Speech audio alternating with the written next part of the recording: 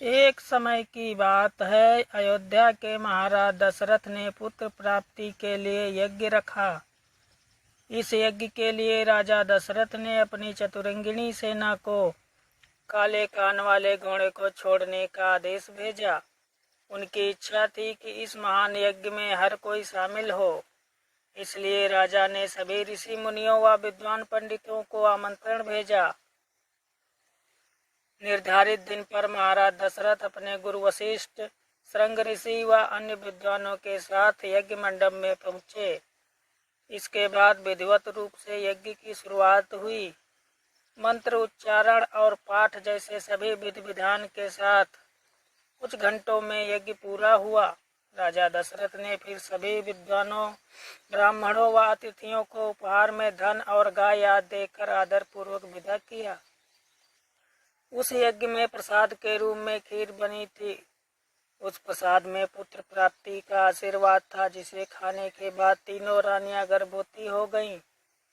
कुछ समय बाद चैत्र माह में शुक्ल पक्ष की नवमी तिथि के दिन राजा दशरथ की पहली पत्नी यानी रानी कौशल्या ने एक बच्चे को जन्म दिया। उस बच्चे के चेहरे में इतनी रौनक थी कि हर कोई देखकर समझ जाता था कि वह आम बच्चा नहीं है। इसी तरह राजा की दूसरी रानी कैकेयी ने एक पुत्र और तीसरी रानी सुमित्रा ने 2 पुत्र को शुभ नक्षत्रों में जन्म दिया। राजा दशरथ का महल और नगर 4 पुत्रों के जन्म से खिलखिला उठा। चारों तरफ आनंद और जश्न का माहौल था। पूरी प्रजा खुशी से गा व झूम रही थी। इस खुशी को देखकर देवता भी फूलों की वर्षा करने लगे। इस जश्न में शामिल होने के लिए कई ब्राह्मण भी पहुंचे और राजा दशरथ के बेटों को आशीर्वाद दिया। खुशी से झूम रहे राजा दशरथ ने ब्राह्मणों को खूब दान दिया। फिर अपनी खुशी जाहिर करने के लिए उन्होंने प्रजा व दरबारियों में भी धन, रत्न और आभूषण बंटवाए। समय आने पर सबकी मौजूदगी में चारों बालकों का नामकरण भी किया गया। महर्षि वशिष्ठ ने उनका नाम रामचंद्र, भरत, लक्ष्मण और शत्रुघ्न रखा। वक्त बीतता गया और धीरे धीरे ये चारों बालक बड़े हुए।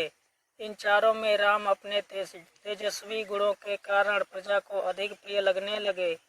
अपनी प्रतिभा के चलते वो कम उम्र में ही सभी विषयों में महारत हासिल कर चुके थे।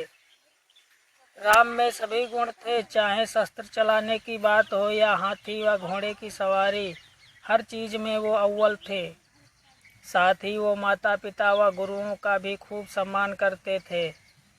उनके गुणों के कारण बाकी के 3 भाई भरत, लक्ष्मण और शत्रुघ्न भी उनसे काफी कुछ सीखते थे। जब भी महाराज अपने चारों पुत्रों को एक साथ देखते, उनका मन आनंद से भर उठता था।